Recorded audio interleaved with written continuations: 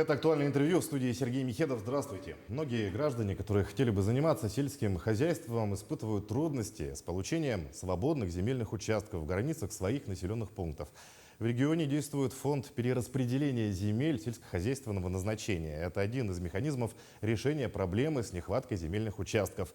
Как сегодня можно решить проблему с нехваткой земли, о работе фонда и не только. Гостья студии сегодня Нургустана Пахомова, первый заместитель министра имущественных и земельных отношений Республики Саха-Якутия. Нургустана Николаевна, здравствуйте. Здравствуйте.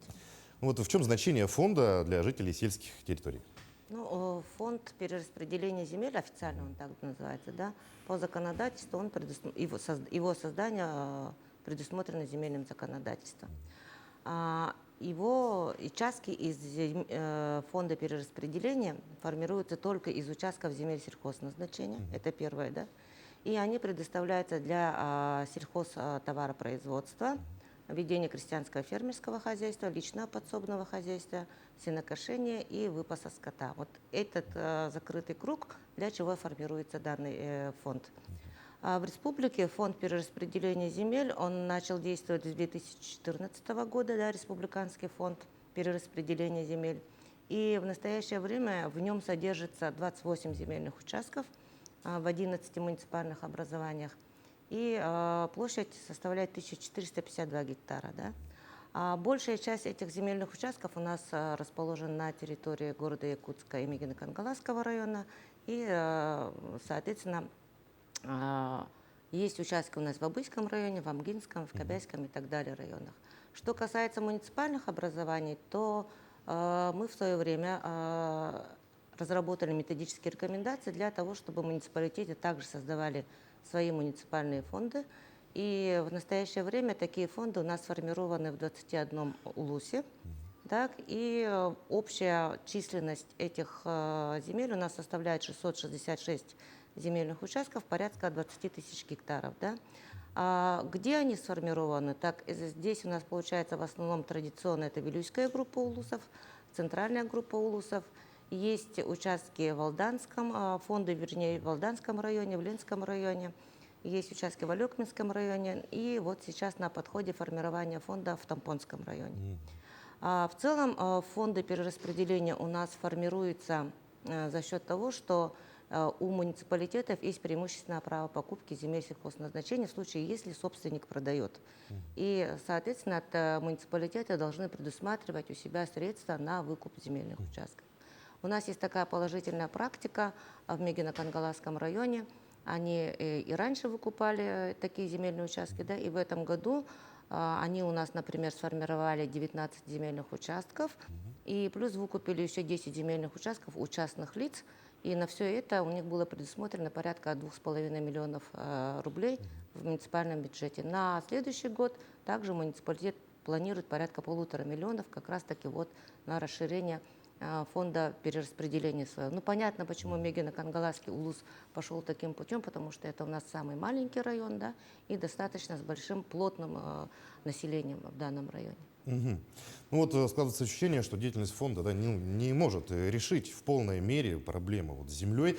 Вот какие предложения разработала республика, чтобы решить проблему с перераспределением именно сельхозземель? Да, но здесь, скажем таким образом, что коллизия кроется в самом федеральном законодательстве, да, и здесь у нас получается таким образом, что есть, скажем, недоработка в федеральном законодательстве, которая не позволяет предоставлять земельные участки в другом порядке из фонда перераспределения. То есть они предоставляются в общем порядке. Таким образом, у нас муниципалитеты, даже если аккумулируют какие-то участки в фонде перераспределения земель, то сохранить их в том же объеме они не могут, потому что у граждан возникает право на выкуп земельных участков. Соответственно, муниципалитеты весьма неохотно на это шли, и республика выступила с законодательной инициативой в части того, чтобы ограничить оборот земель из фонда перераспределения, чтобы не было выкупа, да, и при этом предоставить дополнительно возможность безвозмездного предоставления земельных участков в случае чрезвычайных ситуаций. Данная законодательная инициатива Государственным собранием Илтумен была направлена в Госдуму. В начале этого года по этой законодательной инициативе был проведен круглый стол в Государственной Думе.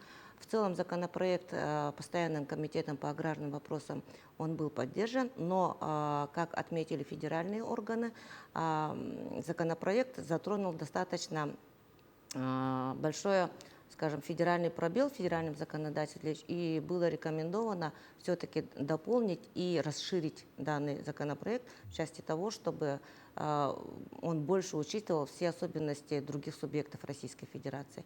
Ну и ввиду этого законодательная инициатива была отозвана, и мы весь этот год занимались тем, что проводили, направляли запросы и проводили аналитику. То есть это был сбор информации Да, какой-то, да. да, ее переработка Да. и переформирование Да. для будущего формирования законопроекта. Да. Ну вот как отнеслись другие субъекты России к законодательной инициативе нашего региона? Ну, вот в рамках того, что мы проводили этот аналитику, у нас получилось таким образом, что, ну, конечно, в некоторых субъектах Российской Федерации нет такого дефицита сельскохозяйственных угодий, да, там, Ивановской области и так далее. У них нет такого дефицита, и мы посчитали, что порядка 38 субъектов, они не заинтересованы в принятии данного законопроекта. При этом здесь нужно учитывать, что в республике достаточно сложная ситуация с землями сельхозназначения, потому что мы говорим земли сельхозназначения, но при этом у нас эти земли занимают в общей площади территории всего 6%.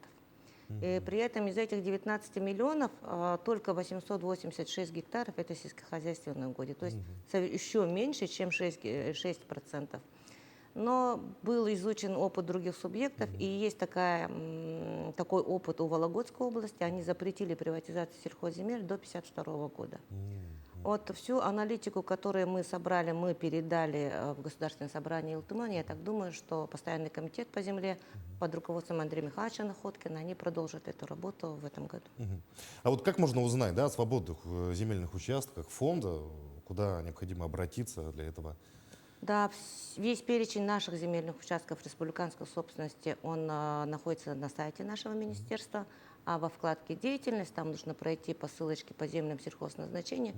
Весь перечень там сформирован и вывешен. Если есть заинтересованность, соответственно, подаются заявки через портал госуслуг.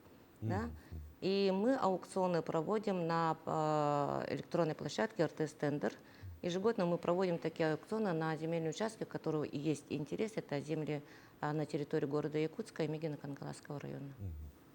Ну вот могут ли земельные участки из фонда перераспределения земель сельхозназначения передаваться, например, многодетной семье? Да, многодетным, здесь такой вопрос, нужно понимать, что все будет зависеть от вида разрешенного использования. Да? То есть, если это будет для строительства жилого дома, конечно, из земель сельхозназначения никто ему не предоставит. Но если многодетный гражданин заинтересован в получении земельного участка для ведения личного подсобного хозяйства, как полевого участка, огородничества, ведения крестьянского фермерского хозяйства, вот такой участок из фонда перераспределения он может получить. Но опять же, вот эта вот коллизия в части того, что он как особая категория, он впоследствии сможет это выкупить, и муниципальные образования недостаточно активно пропагандируют этот фонд перераспределения вот именно для предоставления по многодетным. Работа ведется по многодетным, для участков для формирования многодетным именно в части формирования отдельного фонда. Например, у нас город Якутск достаточно активно поэтому отрабатывает. И вы, наверное, уже знаете, 456 гектаров мы уже муниципальной собственности зарегистрировали. И здесь порядка 3,5 тысяч участков будет сформировано. И в этом году у нас муниципалитет начал работу по переводу и дополнительно 898 гектаров, тоже по направлению Вилюйского и Намцирского трактов. И здесь будет сформировано уже 7885 земельных участков. Но эта работа очень длительная, порядка 3-5 лет это займет только вот эта работа. Ну вот имеет место ситуация, да, когда многодетный родитель также является участником спецопераций. Вот, на каком конкретно основании, да, вот он может претендовать, например, да, на земельный участок? Да, вот этот вопрос интересует очень многих. Да, спасибо за этот вопрос. У нас получается таким образом, что вот буквально неделю назад у нас принят закон республики, вносящий изменения в Земельный кодекс. Добавлены 4 новые статьи, и также внесены изменения в статьи, касающиеся многодетных. И выстроено таким образом, что получают земельные участки как участники СВО 4 категории граждан. Это военнослужащие российской армии, это добровольцы, то есть лица, заключившие контракт с Министерством обороны, это сотрудники Росгвардии, которые проходили службу на территории СВО и являющиеся участниками боевых действий, а также семьи умерших участников специальной военной операции. Вот 4 категории, которые имеют право получения земельных участков вот по этой норме. При этом мы предусматриваем, что будет предоставляться земельные участки для индивидуального жилищного строительства, ведения личного подсобного хозяйства и садоводства и огородничества. Здесь нужно отметить, что жилье можно будет строить только по видам разрешенного использования индивидуальное жилищное строительство, личное подсобное хозяйство как приусадебный участок и садоводство. То есть сюда не попадает полевой земельный участок личного подсобного хозяйства и не попадают участки огородничества, если жилье. Поэтому, в принципе, граждане, принимавшие участие в специальной военной операции, они могут претендовать на эти участки в случае, если они заинтересованы в предоставлении из земель сельхозназначения. Ну, то есть обращаться также можно через МИЗО, да, либо Да, услуги. здесь немножко другой порядок, в части того, что формируется вначале земельные участки.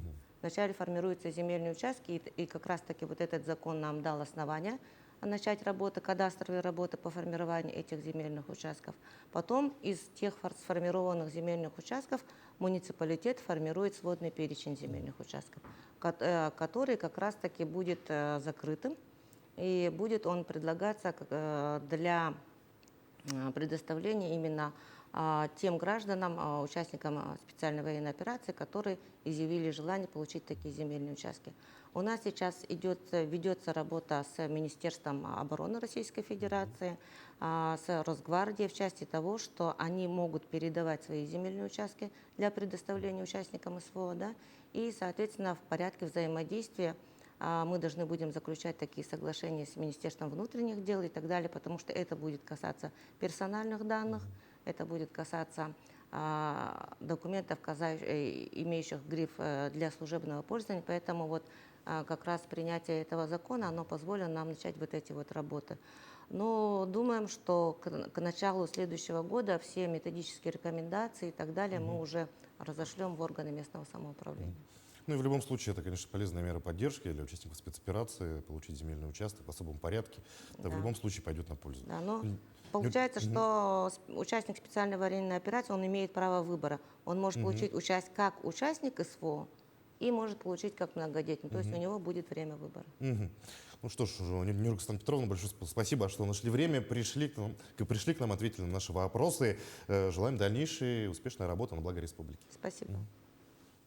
Я напомню, вы смотрели актуальное интервью. Оставайтесь на нашем канале.